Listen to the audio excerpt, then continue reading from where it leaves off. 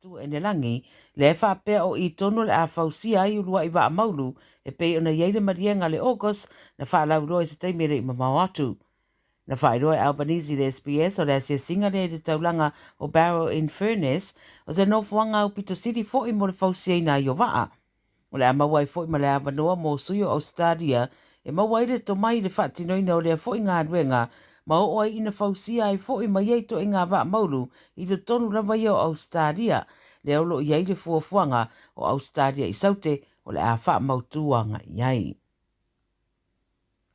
O se sura enga fau mo le toto e ono whesosoani le ngase o le kānesa o le susu e ono whaalawi roa I se teimi e le o toi mamau I Ausetalia. O whamtaranga lea o se ripoti o whaeroa I le ala taiva I le so, o whaeroa I la toro ngā ruduere nei wha moe o le screening tool lea e ono whesosoani tele I le vaveo nei roa o le kānesa o le susu. E tasi mai le fito ta mai tai Ausetalia I eila mtianga mai le kānesa o le susu, ma o le vaveo nei roa o le ngase o le ki fo I lea I se vai fofo. Na pau isi tong fitinga o lo whaia mo ta mai ta ia a fiere ngase lea o le siaki e ta ua le mammogram e masani o na whaatino I ta mai ta I wasidia ma le tai fast food tausanga o le soifua. Pei ta I la a whai e so ronga le leile isi tu ai ngā siaki e peo na whai roi le so e le tau mata le afe soso ani tere lea I le vaveo nei loa ma tong fitia o se tangata e a fia I le kānesa lea. O lona whaatinoina e tui le toto o le tangata o na whaonga lea o le porkalame o le software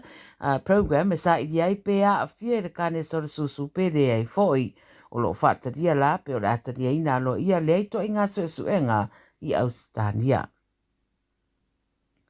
O te taunu wana I lau whanua o Brisbane, le tama onga mai le University of Queensland na tinga ina no na ngase I Taiwan, ina wali putia le afia le rat poisoning, e talton wina o le tu aingo le super warfarin. O le li talavou Alex Shorey na vave atu le whanamai Princess Alexandra le watong fitiai sa taanga I Taiwan. O se exchange student ai au mai whapito le medevac chat I le po na po ma awina lo motong fitinga. Na tau fia le whalemai Taipei e pei na ua tinga ina, o na oa afianga mai le poison lea, e le o manino pe whapewheo na ia foloina, se vaenga o lea vai la au ona. O lea se furu balu o aperila na ta ua na matua I tinga ina I le talavou, ma whai te tele a afianga I le 5 aso taruai.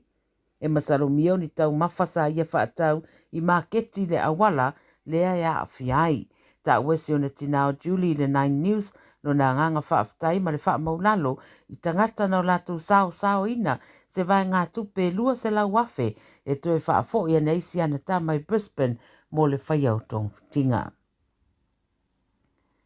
Whai mai le Premier Queensland Anastasia Palaszczuk o le tau fia a toa o sori ngā tu la whono talavou I le stete e le mawhai o na tupu. Pei tai, o lo ngā ruruela na whai ngā maro le whai titia o a fianga o ia sori ngā tu la whono. O whaia lea whamtalanga le Premier, a o hangi ngā I le whina o se tasi o talavou le ana pu eina le whalawlewe tau ta vale na maari di waita mai ta I tō tolu. O whina o te tala I ei tua. E na ole se fulu tolu tau sanga o lea talavou e pēna awina toi fo I di poti talavou I le amatanga o le vaiaso. A te ena le tala I nei tua, ma wata o fia sa ia toi tūra I whamsinonga I a uni. E manatu nisi tangata, o nisi o tū la whono e malo si atu e whatatau I sori ngā tū la whono a talavou ua whaia le teminei, ua tuai tele lea mo nei tamai ta I to atoru ua maari niu le nei whalavelave e au fia I lea talavou. Whai mai nisi o a inga o nei ia tamai tai, wa tiri whaatetele ina mata upo whaapenei a wa ele o popole lava ia tamaiti ia fianga a wa o le to tele e le o mawhai na tu ina I eini whaasalanga mamafa ona o la tau sanga. Ma tā muri wa whaawau peona si itia le tau mawhai le au ne tipolo ta mai tonga, le tonga Tala, le au fo ua toe manu malo, e ta misanga le Pacific All Sports Netball Series, sa wha mai e le whai unga le Vastaruai.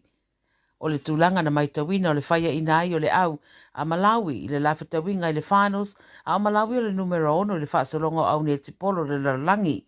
E mai al tālonga limas fulfatonga fast tasi Malawi, I se tālonga finau.